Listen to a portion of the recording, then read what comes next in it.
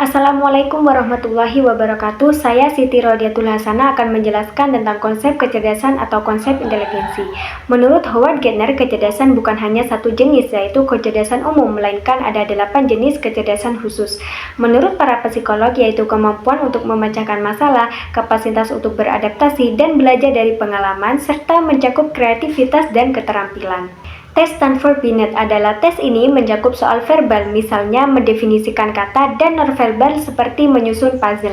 Tes Batchelor yaitu mengukur indeks pemahaman verbal seperti kemampuan anak dalam memahami kata-kata, contoh, menjawab pertanyaan seperti apa persamaan antara singa dan harimau. Indeks memori kerja mengukur kemampuan anak untuk menyimpan informasi dalam ingatan jangka pendek dan menggunakannya, contoh, menggunakan balok di sebelah kiri untuk membuat pola di sebelah kanan. Teori hierarki Sternberg mencakup kemampuan untuk berpikir logis, menganalisis, menemukan ide baru, dan kemampuan untuk menerapkan pengetahuan dalam kehidupan sehari-hari. Teori Gardner, menurut teori ini ada 8 jenis kecerdasan khusus, yaitu kecerdasan verbal, logika matematika, visual spasial, kinestetik tubuh, musika, interpersonal, intrapersonal, dan naturalis.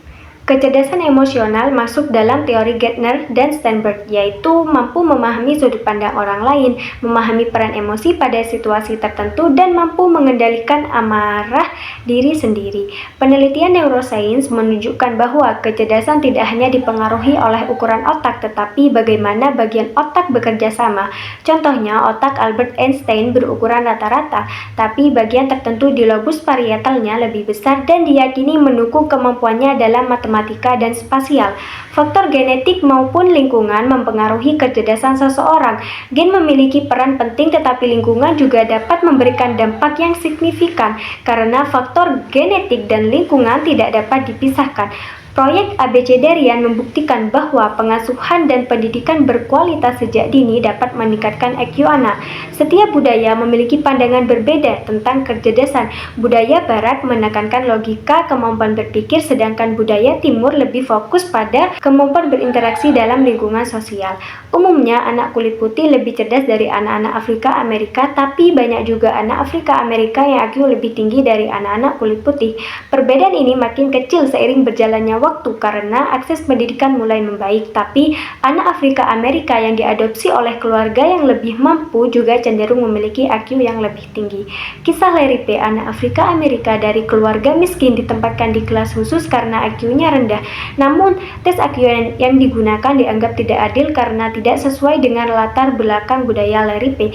Setelah dites ulang menggunakan tes yang cocok dengan budayanya, ternyata Larry P. mempunyai IQ cukup tinggi. Tes Arnold Gesell menilai langsung perilaku bayi dari 4 kategori tersebut, dan tes Nancy Bailey menilai perilaku bayi dan memprediksi perkembangan di masa depan. Memiliki 5 skala, yaitu 3 skala pertama diberikan langsung kepada bayi dan 2 skala terakhir dinilai oleh pengasuh. Tes Vaughan berfokus pada kemampuan bayi, bagaimana bayi tersebut dapat memenuhi kategori yang digunakan oleh tes Vaughan. Hasil tes kecerdasan bisa berubah seiring waktu, karena anak-anak bisa berkembang dan beradaptasi. Meskipun kecerdasan mereka berubah, tetap ada kaitannya dengan kemampuan awal mereka. Ekstremitas kecerdasan dan kreativitas, yang pertama yaitu keterbelakangan mental atau kondisi keterbatasan kemampuan mental. Yang kedua, kecerdasan luar biasa atau bisa disebut dengan si jenius. Setelah disebutkan 2 ekstremitas, kita akan mengeksplorasi bagaimana kreativitas berbeda dari kecerdasan. Kreativitas adalah kemampuan untuk berpikir dengan cara baru dan berbeda serta menemukan solusi unik terhadap masalah. Kreativitas memerlukan pola pikir divergen, yaitu menghasilkan banyak jawaban untuk satu pertanyaan, sedangkan tes kecerdasan menuntut berpikir konvergen, yaitu berpikir untuk mencari satu jawaban yang benar. Orang yang cerdas fokus pada jawaban yang tepat dan praktis, sementara orang kreatif memberikan banyak ide unik dan tidak biasa. Strategi bagus yang dapat digunakan guru untuk membimbing anak-anak berpikir lebih kreatif yaitu mendorong pemikiran kreatif pada basis kelompok dan individu. Yang kedua, menyediakan latihan dan lingkungan yang merangsang kreativitas. Yang ketiga, jangan mengontrol siswa secara berlebihan. Wassalamualaikum warahmatullahi wabarakatuh.